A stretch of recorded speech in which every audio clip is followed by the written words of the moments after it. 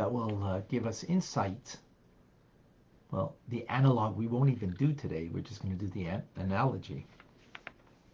But we'll unpack it bring it into many different understandings. But what is the analogy for?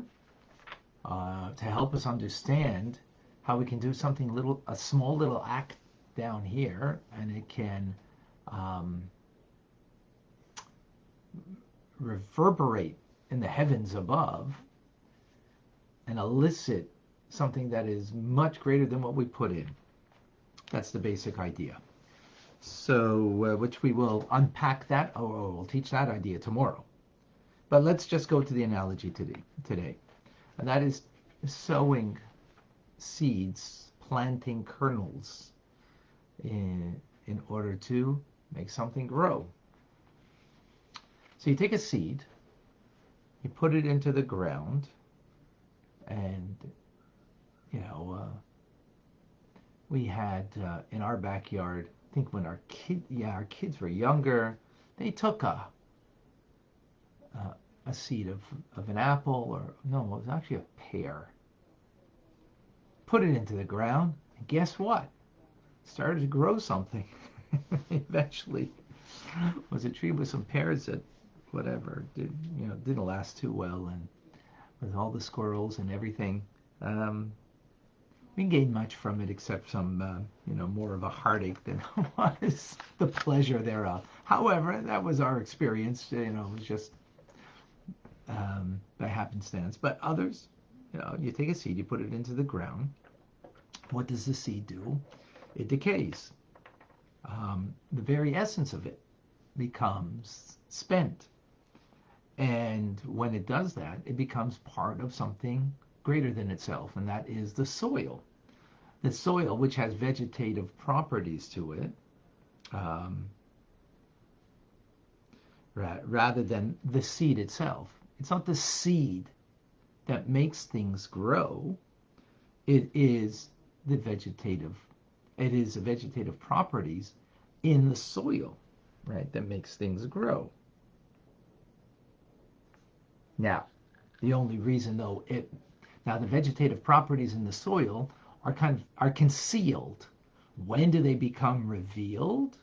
They become revealed when you put the seed into the ground, or the kernel into the ground, decays, and then the power of Mother Earth, right, that's in the soil, then emerges. And what happens that seed that became spent, that it became nothingness, so to speak, out of it, unites with the vegetative property within the soil. And then what happens? Emerges from there. Well, if it's a seed like what's in our backyard of a pear, you have from one seed, first of all, many fruits, and not only many fruits, that the quantity is much greater from one seed, what it produces, so much more than the one particular seed, right? It's not creating one other fruit, but many fruit. And not only that, the seed itself doesn't really have any kind of taste to it, but the fruit does. So what comes out of it is so much greater than what was put into it.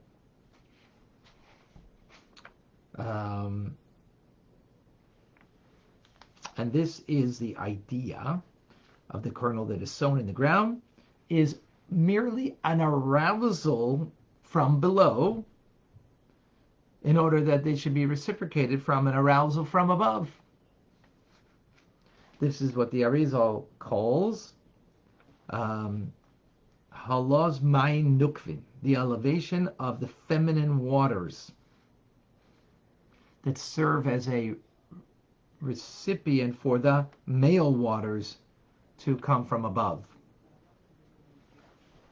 So the seed serves as the feminine quality of self-abnegation, so to speak, nullification, decay, right? The seed becomes decayed in order to allow for something greater, a greater power to emerge, to be revealed, that this becomes a part of, and then what emerges from here is something much greater. And then in the metaphor, of course, a fruit-bearing tree, for example.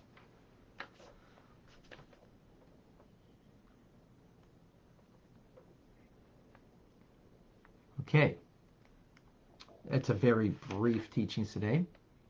It's only the metaphor. Let's now unpack it. Let's make this relevant. Now, again, what the analog of this is in reference to our question over here about tzedakah, charity before prayer, and being illuminated by the divine light of God in prayer. So we will match that up, the analog to the analogy, tomorrow, because we go based on the daily teachings. But that doesn't mean we can't unpack this and appreciate what the teachings are on a personal level. So where does growth occur? When does growth occur? So growth, first of all, we have to, well, what is growth? Growth is, you take a step at a time and you move a step at a time forward in life, right? That's a kind of growth. But then there's a growth that is far and above and beyond that, because that's not real growth. That's sort of like the natural stuff that happens. We naturally kind of learn from life's occurrences. I mean, hopefully we learn, right? All in the positive right now. We learn from the mishaps. We learn from the challenges, and we grow. But that's not real growth. That's like kind of natural stuff that happens to everybody. Right? Now, sometimes we don't. We're kind of blind, and I think Einstein said, what's the definition of a fool? Someone who repeats the same thing over and over and expects the same results. So yeah, okay. Maybe we have some things in our lives that we repeat over and over, and we're not growing. But there are other areas that we are indeed growing. But it's sort of like the natural process of life, but that's not real growth. So where's real growth take place? So let's take the metaphor apart over here.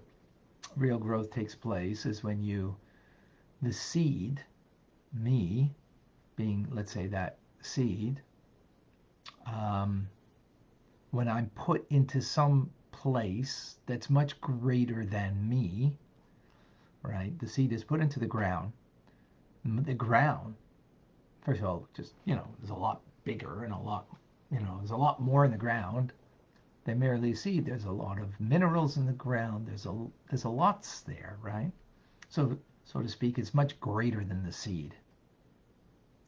So when I'm put into the ground, the source, and I can nullify myself. I can allow myself to be decomposed, right?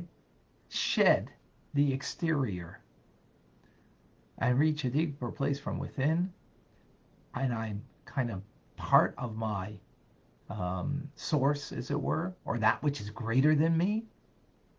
That act of decomposing is actually the place of real growth.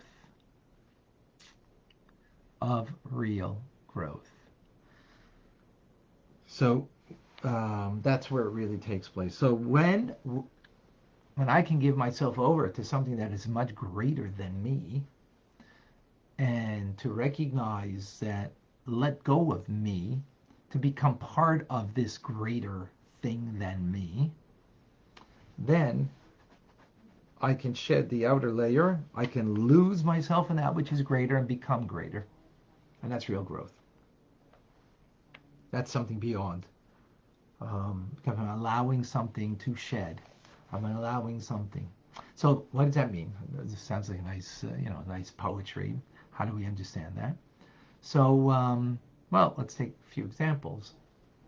If I can allow myself,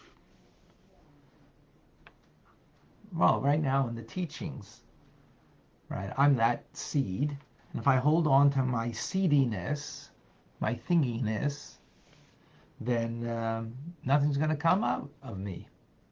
But if I can let go of that and be absorbed in the divine wisdom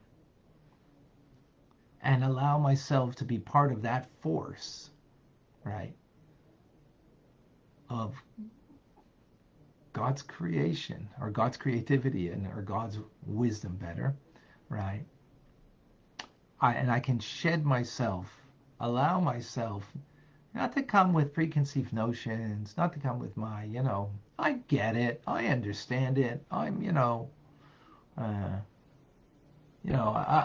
don't need you to teach me something, Torah. I'll listen and I'll kind of fit it in with my ideas. We shed nothing. We lose nothing.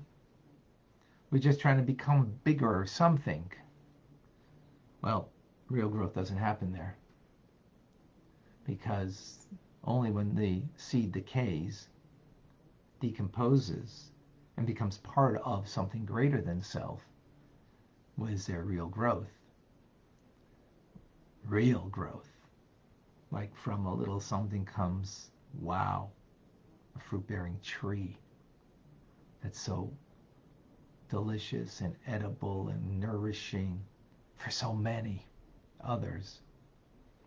So if we can allow the Torah to, we nullify ourselves, we lose ourselves, so to speak, in it, in its wisdom, allow myself to be absorbed in it, right, to be a part of it and one with it, then I will come out with a divine wisdom that will allow me to be this, not merely a seed, but a fruit-bearing tree. Not just an example. Let's take another example. In human terms, in a relationship, if I see my spouse or someone else as greater than me, and I look at, and when I view them, or I view myself greater than them, or equal to them. Let's even say equal, right? So there's a natural separation. You're you, I'm me. Famous words from the Kotzker Rebbe. If I'm me and you are you, I'm not me and you're not you. But if I am you and you are me, then I am me and you are you. So let's unpack that. What does that mean over here? If we are united, so then I could be the real me. If we're not united, then I can't even be me. But this is even a step further. Not only am I not me, but if I can allow myself to be vulnerable, to lose, my exterior, and to actually be absorbed in something of you that's greater than me, then this is how I can learn from you. As it says in the ethics of our forefathers, who is a chacham, ezu chacham ben zaymas, halem kol adam, someone who learns from all people. How can you learn from all people? I mean, some people are just not worthy to be learned from. They're just not good people. And to learn from the thief what not to be, that's, to learn from the crook what not to be, well, that doesn't take wisdom. So it means you have to learn from the crook what you could be something. Well, that means you have to have humility, and that's the idea of the disintegration of the seed, right? That you have this humility that allows you to be connected with another and to see something great about them. Now, maybe they are greatness, as the soil is greater than the seed, right? It has the power of vegetation. But my humility, the metaphor is actually pretty beautiful here. It's just coming to light for me. With my humility, what I can do is reveal great things in you. When I sense your greatness. If I only sense your negativity or your lowliness, nothing will emerge. But if I sense your greatness, right, then, and I connect to that, then that greatness will emerge, even though it is right now hidden. Now that's what the seed does. Think about it. What is the seed doing over here? The seed is disintegrating humility, right? And through that, it now reveals the hidden power of the vegetative properties in the soil. So in other words, it was there, but it was just hidden. So through my humility, I'm able to reveal the hidden powers of another person who it's revealed, it's concealed. But through my humility, I give you the space, I give you the capability, the opportunity to reveal something that's hidden within you that is so powerful that will bear fruit. So that's in the form of a relationship with another. So whether it's a spouse, whether it's your child, whether it's a friend, or anyone. Again, as Ben Zoma says in Pirkei Avos this past week, chapter 4, who is a wise person? Someone who learns from all people. How do you learn from all people? Well, out of humility. When ultimately you really believe that they are created in the divine image, so it means there's hidden powers there. It's just not revealed. So with our humility, we can reveal someone else's hidden powers, so much so that it will help me grow, right? Because I'm the seed that now disintegrated with my humility that brought out your powers, and because it brought out your powers, it's helping me grow, and that's what it means. I can learn from every person. Taught that Mishnah so many times, especially at a Shiva house, and I have a new insight to it that I never had before, and it's quite phenomenal.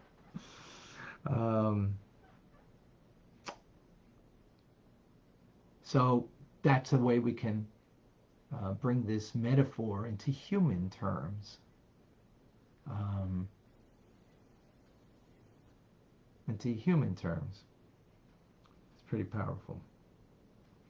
Okay.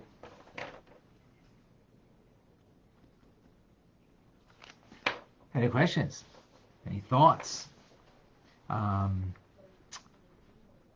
hope I was clear in my explanation of this. It's, wow. A reminder, 2 question marks before you ask your question on Facebook or on Instagram. I didn't see any questions here on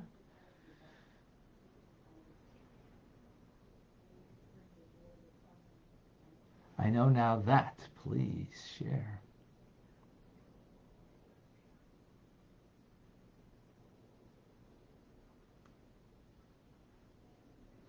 Okay.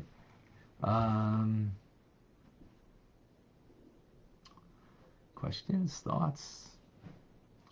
David, Jeffrey. Yes, Rabbi.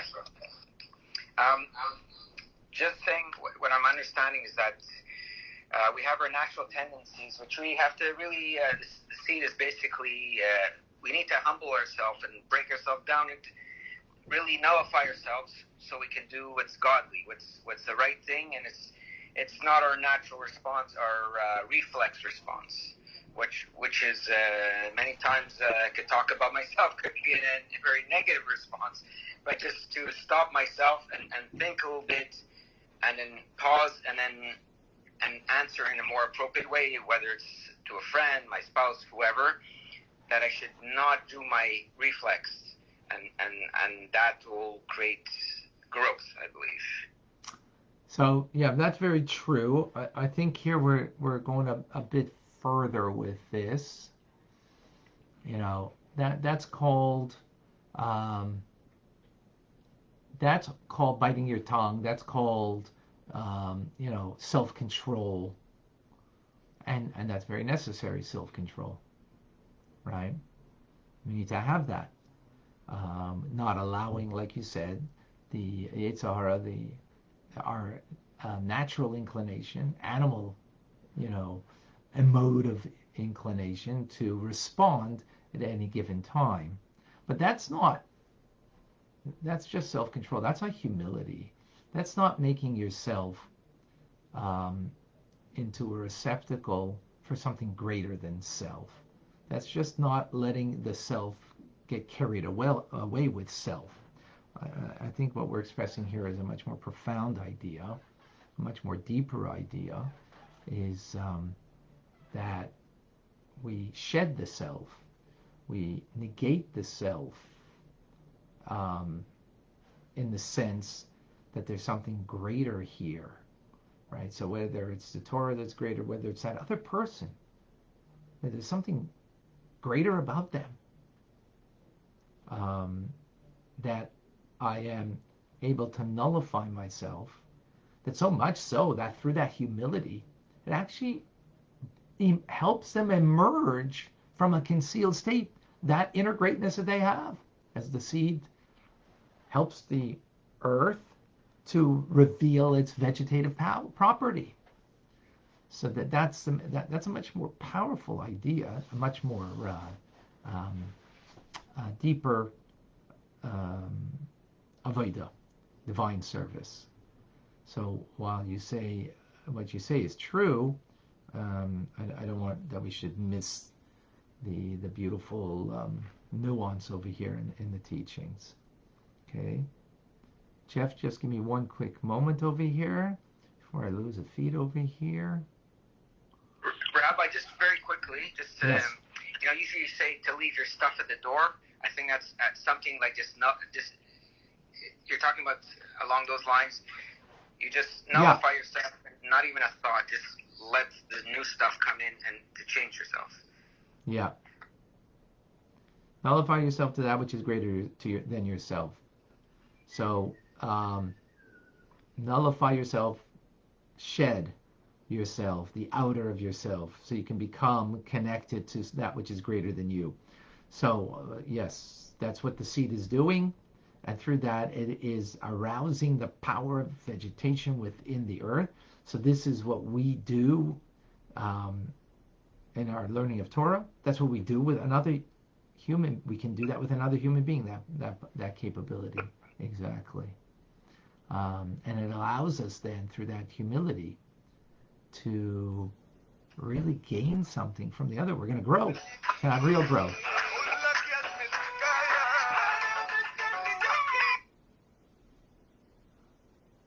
Thank you for that.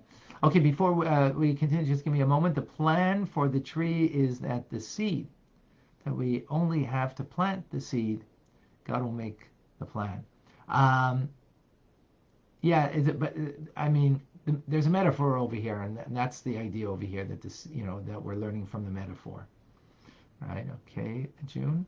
Curtis, as a seed has shed its shell and say die, it is likened to the shedding of the klipa noiga and shedding of the negative midos. Yes, exactly. Right. Very well, properly said. Asher, let my soul silent to those who curse me. Let my soul be dust to all. Oops, I lost it there. Is that another example of the Amida that what we are saying? Yes, in a way, yes. But it's not speaking about what emerges from it, right? It's only about the humility aspect. What the metaphors bring out over here is that this humility actually brings out something unbelievable. What growth? What that humility, the disintegrating of the seed, brings out ultimately a fruit-bearing tree. That's like, wow, that's something unreal.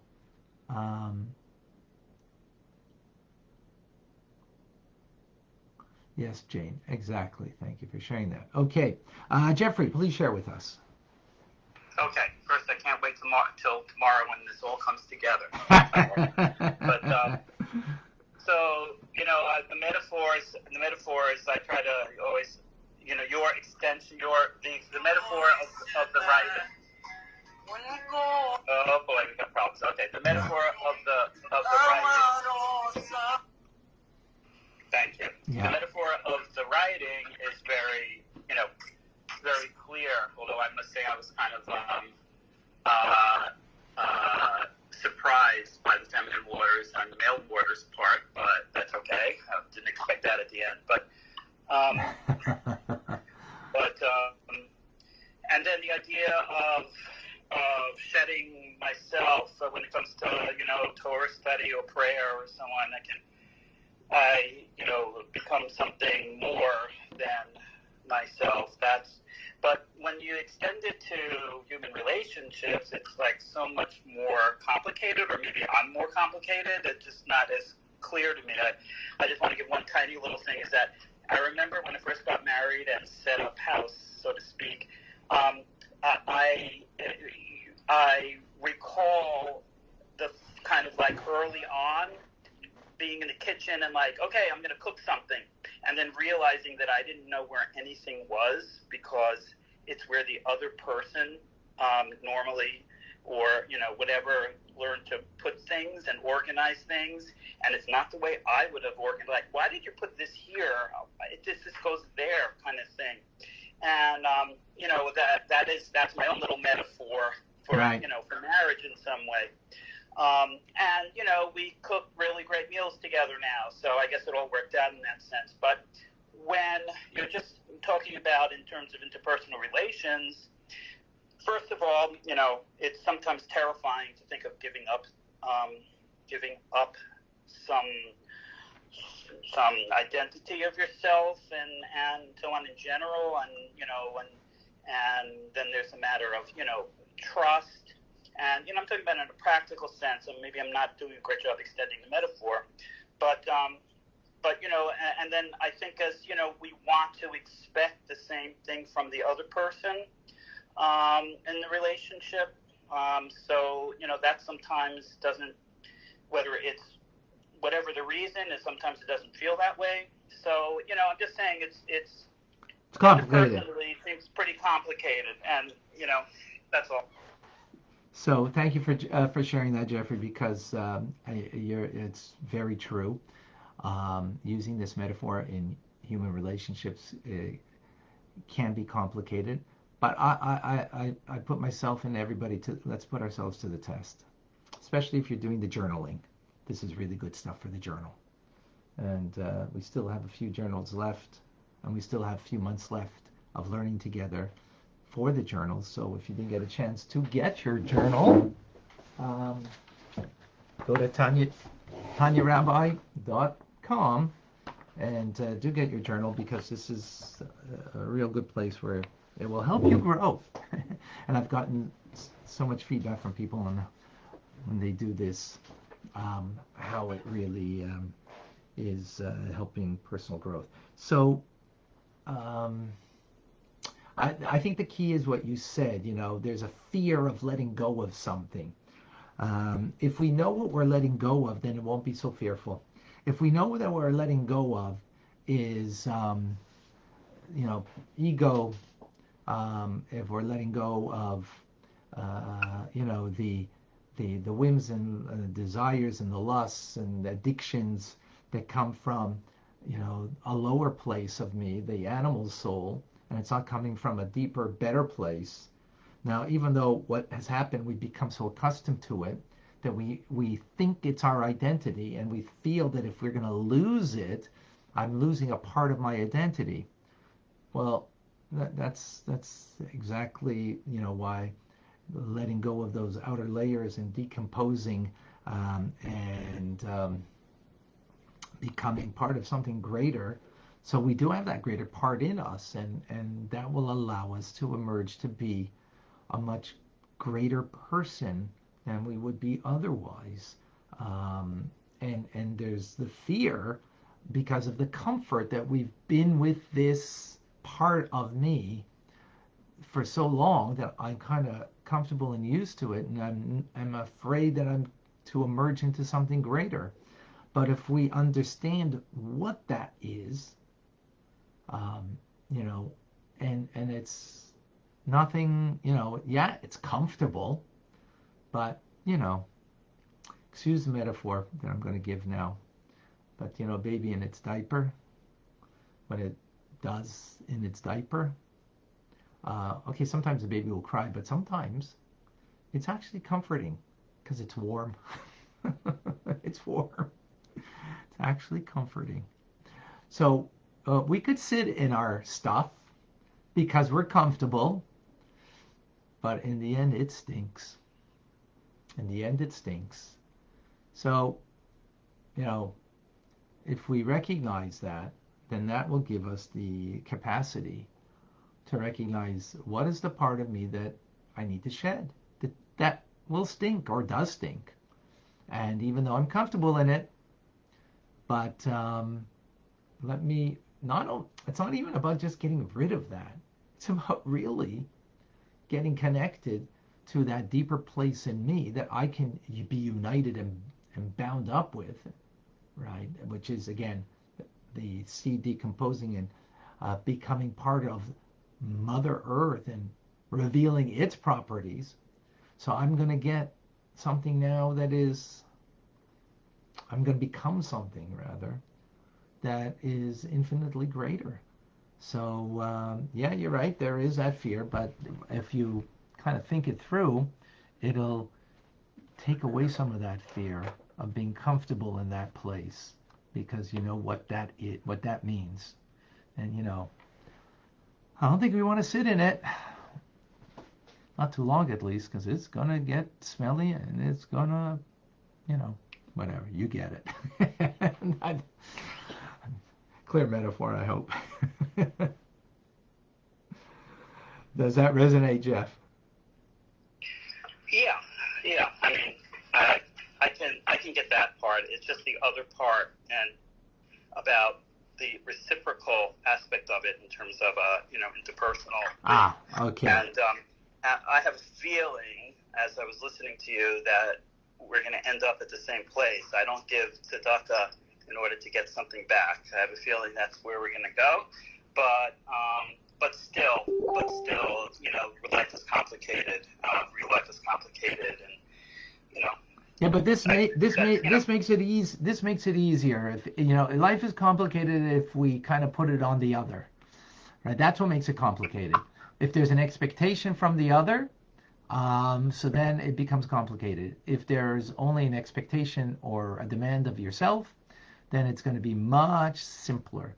Then you use this part, what we taught, what the Alter was teaching us over here, and incorporate that in our lives without the expectation. Then, well, that's part of the reciprocal part, by the way. That's part of the reciprocal part. By the way, what you spoke about, at the end about the feminine and the male, we both have feminine and male qualities in every human being. And the feminine quality over here is the quality of being able to let go of self-nullity, of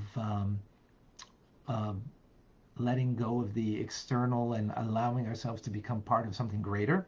That is a feminine quality that is more pronounced in the woman than it is in the men, but men have that. So, the feminine male part over here, it means just the manner and how we achieve this. So the humility, the nullity, that capacity that we have if we just focus in on that, it will reflect back to us, positive good things, as what is meted out, what we measure and mete out will be measured and meted out back to us. So but that needs to be done without the expectation, without I'm doing this in order that I can get that, because then it's not real nullity, it's not real humility.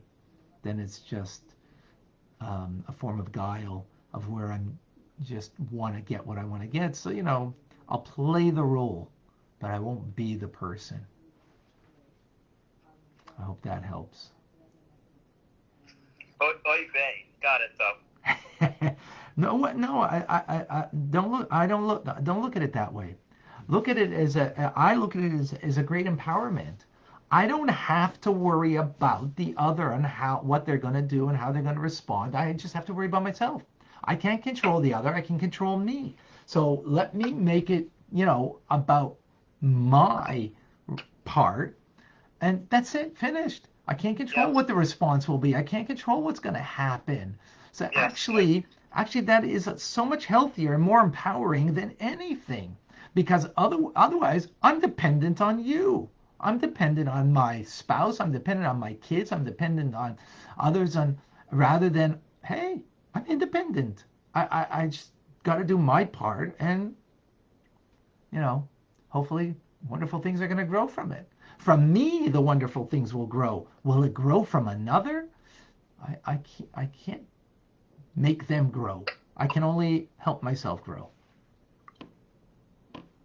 Amazing. Thank you. Thank you. Thank you for, I really appreciate that you push the envelope, because it brings out so much more, in the discussion. I really appreciate it. John, is the loss of the ego then the destruction of the outer husk of the seed that allows the vegetative property of the soil to realize its potential? Absolutely. Yes, absolutely. Joe has a question. A little expansion on, do we live now by the law or by grace? We live by the law. We live by God's law.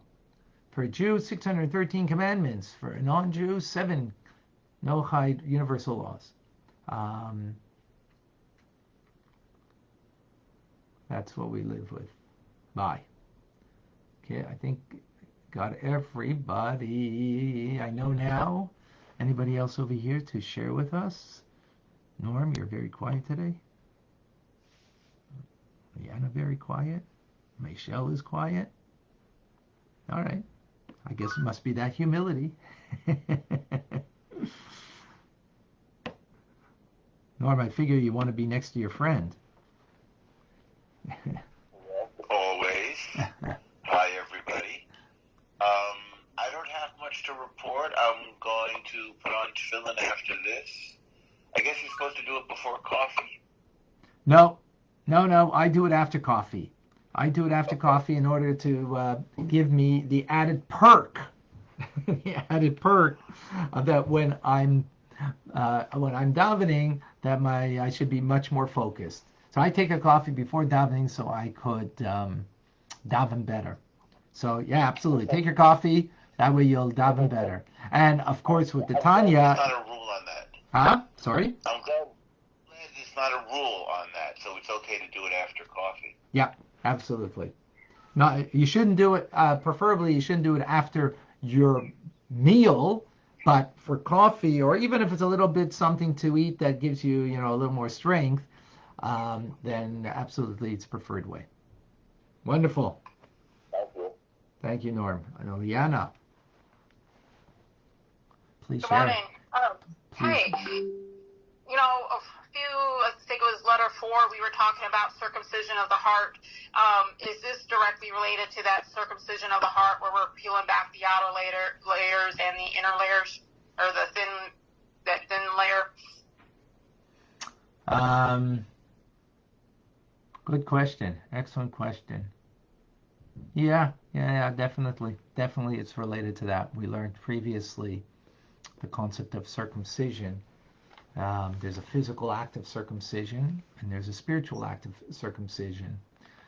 A physical act is male genitals that have two components, two aspects to it. The, the cutting of the foreskin and then the removal or moving back the membrane. And two things. So we have those things that are obvious that need to be cut off. Sorry. And then there's the Torah tells us that God commands us that we should circumcise our heart, right? So actually, that's when we speak about the seed and the outer part of the seed that deshells or decomposes. So that's the outer part of the heart, right? Because it's the outer part of the heart that has our own desires and whims and lusts and addictions and so on that needs to be shed. So that's the more coarse things. Then there's the more subtle things. The more subtle things that don't allow me to have humility, don't allow me to be able to appreciate your greatness. Yep. Very good, Eliana. Thank you. Thank you. Thank you. All right. This is amazing. Thank you all. Just a reminder, if you don't mind, I need your help on YouTube. I need whoever hasn't subscribed to my YouTube station, please do. First of all the things, all these classes are put up over there, so you can always get them there. That's youtube.com/Tanya Rabbi. Also on the Tanya Rabbi website that is being revamped. But in the meantime, if you can sign up over there with your email, that would be amazing, so we can get more information and more things that we're doing.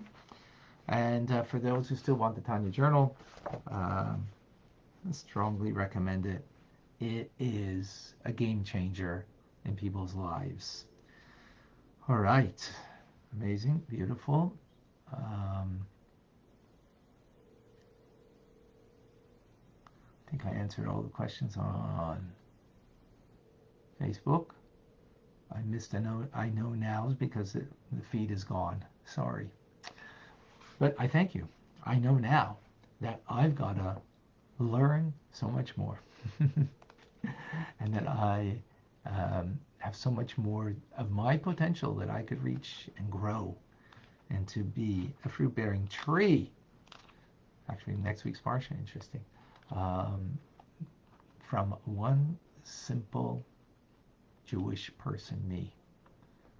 That one little seed. What is possible that can come from me? What is possible that can come from each and every one of us to be this amazing fruit-bearing tree. I'm Rabbi Ronnie Fine coming to you from Chabad Zurich and Kadesh in Montreal, Canada. It's a privilege and a pleasure to share with you the Tanya. A reminder today, Rambam, 12:45. Do come and join us. Thank you for joining. Have a wonderful day.